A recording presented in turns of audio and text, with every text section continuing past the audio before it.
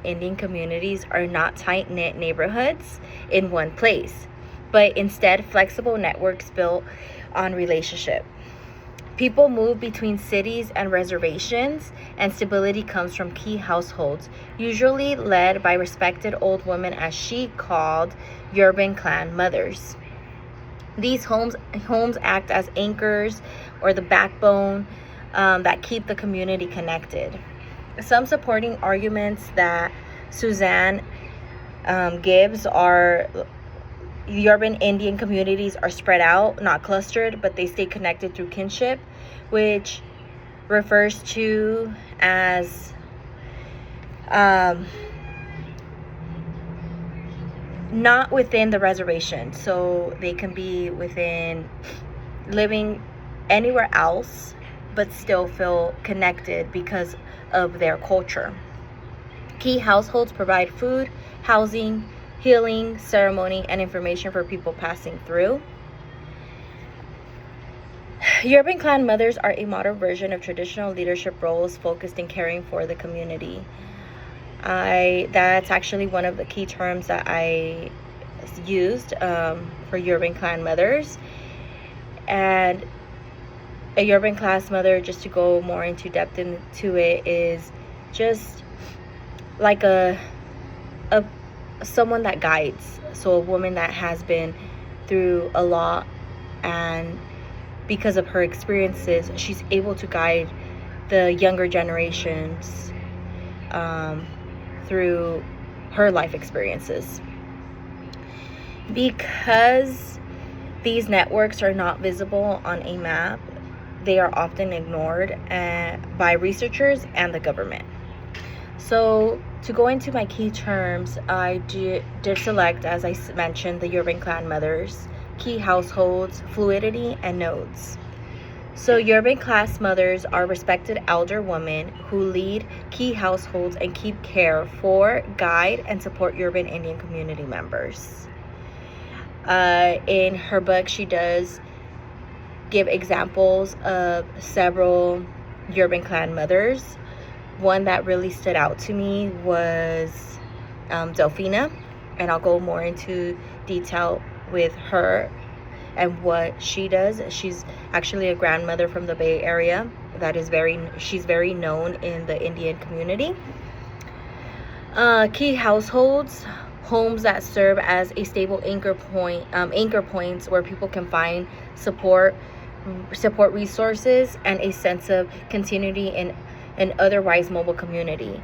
So these are homes that are allocated in different locations, not precisely in a reservation, where the Indian community can go and feel like if they're at home, like a place of home for them.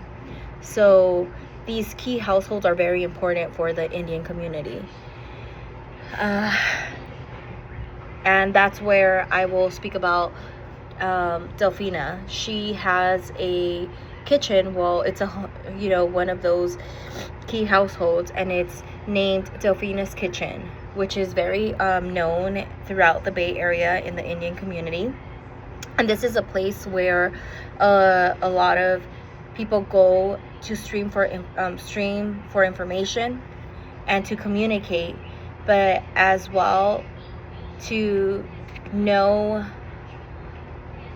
who is doing what, when, where, and whom. A lot of people, or many others, might see it as gossip, but for the women that are there in that kitchen and just have that camaraderie and are just talking and speaking and seeing what's going on around their community, it's not that. They're like mediators that resolve an issue before it develops conflict. And even though Delphina never publicly spoke or sat on boards, she still influenced the community and held their respect and her kitchen is one of those key anchor points where many can go and feel like they have a little place from home. She is a grandmother, and like I had mentioned, many of these urban clan mothers are elderly women that have gone through a lot and, you know, have experienced almost everything in their life and can share that with their, you know, with the younger generations. Fluidity, the way urban Indian communities constantly shift and adapt based on work, family responsibilities, and movement between cities and reservation. So there are many American Indian communities, or many Indian people out there that don't stay within their reservation and adapt wherever they have to, because of their homes or their jobs, or, you know, any other place. That's what she considers fluidity. For nodes, it's important connection points in a social network where people gather and share information. So social media like Instagram, Facebook, Twitter, Snapchat, any social media platform that there is out there. So it's like key households, but this is online. Understanding and application. So Lobo shows that urban clan mothers help keep urban American Indian communities connected and stable. In the passage American Indian Law Review by Renee Jacobs, I went ahead and gave two similar examples that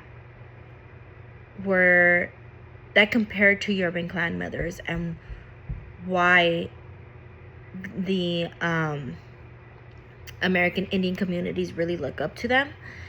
So it does state where Renee Jacob explains each position on the Grand Council represented a matrilineal lineage. The clan mothers might impeach a sitting chief. And women shall be considered the progenitors of the nation. Referring to that, women do have that power or have that ability of being able to connect communities or people within their community and keep them connected. Lobo urban clan mothers operate in a similar way, where it's Suzanne Lobo states, urban Indian households often function as informal centers, ensuring cultural continuity. Together, these sources show indigenous women have long been central to sustaining community.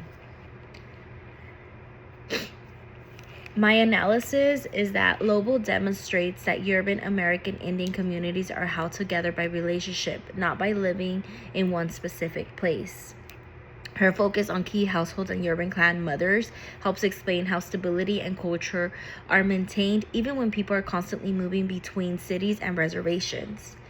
Instead of seeing mobility as assimilation or loss, Lobo argues it's a way of indigenous communities continue to care for one another and sustain themselves in urban environments, which I completely agree, because I feel I'm a strong believer that it's not where you live, or you don't have to live in a specific place to say this is your home. Wherever your family is, that's your home.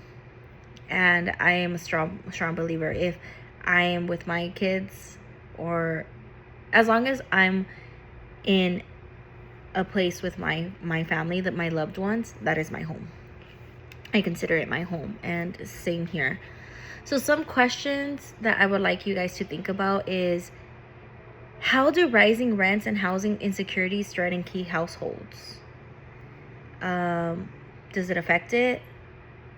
Would it affect it? Would it affect the community, the Indian community, of having these key households and having a place to go to feel safe and a part of home? 2, can online connections replace physical gathering spaces for younger generations? I believe yes. I've seen it myself, or I see it myself every day. actually, as a mother of 4 girls, the way that this generation is developing is way different than how I developed when I was younger. I remember, I don't even recall knowing about social media, having a cell phone, being on the PlayStation or video games, watching TV. I don't remember doing any of that, but being outside and being free, running around with my friends, meeting new people from the community, just interacting with one another. So I do feel like the physical gathering spaces for our younger generation, all of the social media is affecting it. My third question is, how could policy support these community hubs without over policing them? So how can the government help these communities without overstepping or over policing their, the way that they are right now or the way that they live? So how can the government support them without overpowering? Those are the 3 questions that I posted on my infographic, and hopefully I get some of your guys' responses. I would really love to see them. And that's all. Thank you.